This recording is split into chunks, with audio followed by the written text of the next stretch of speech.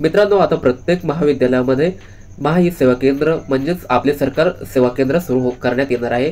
तर मित्रांनो, मागणीनुसार हे आपले सरकार सेवा केंद्र शासन प्रत्येक महाविद्यालयाला पुरवणार आहे। तर मित्रांनो, विद्यार्थ्यांची हेळसांड होऊ नये, त्यांना वेळेवर कागदपत्रे मिळावी यासाठी आता महाविद्यालयामध्ये आपले सरकार केंद्र स्थापन करणार आहे। तर मित्रांनो, हे केंद्र कुठे स्थापन झालेले आहे आणि कोणकोणत्या शाळांना हे केंद्र मिळणार आहे, तर ही पूर्ण माहिती आपण शासन निर्णयामध्ये जाणून घेणार आहोत। तत्पूर्वी आपण चॅनलवर पहिल्यांदा आला असाल तर चॅनलला सबस्क्राइब करून ठेवा आणि बेल आयकॉन सुद्धा प्रेस करायला विसरू नका, जेणेकरून अशा महत्त्वाचे व्हिडिओ आपल्याला मिळत राहतील। तर चला मित्रांनो, बघूया शासन निर्णय। आपण इथे बघू शकता शासन निर्णय। राज्यातील महाविद्यालयात आपले सरकार सेवा केंद्र सुरू करण्याबाबत हा GR 20 ऑगस्ट 2024 या दिवशी निर्गमित करण्यात आलेला आहे। संदर्भातील क्रमांक 1 येथील शासन निर्णयाद्वारे केंद्र शासनाच्या CSC 2.0 योजनेअंतर्गत आपले सरकार सेवा केंद्र स्थापन करण्याबाबत मार्गदर्शक सूचना निर्गमित करण्यात आलेल्या असून सदर आपले सरकार सेवा केंद्राचे स्थापन संनियंत्रण व प्रशासकीय नियंत्रण जिल्हाधिकारी यांच्याकडे सोपवले आहे।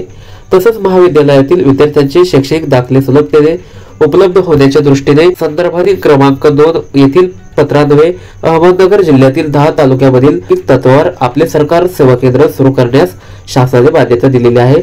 शासनाचा सदर शासन निर्णय हा राज्यामध्ये अतिशय लोकप्रिय झालेला असून अशा प्रकारे महाविद्यालयात आपले सरकार सेवा केंद्र सुरू करण्याबाबत राज्यातील इतर ठिकाणांवरूनही मागणी असल्याचे शासनाच्या निदर्शनास आलेले आहे। यास्तव सदर शासन निर्णय राज्यभर लागू करण्याची बाब शासनाच्या विचाराधीन होती। राज्यातील ज्या महाविद्यालयाकडून आपले सरकार सेवा केंद्र सुरू करण्याबाबतची मागणी करण्यात येईल त्या महाविद्यालयांना उपरोक्त संदर्भातील क्रमांक 1 येथील 19/1/2018 रोजीच्या शासन निर्णयात तरतुदीस अनुसरून आपले सरकार सेवा केंद्र मंजूर करण्यास शासन मान्यता देण्यात येत आहे।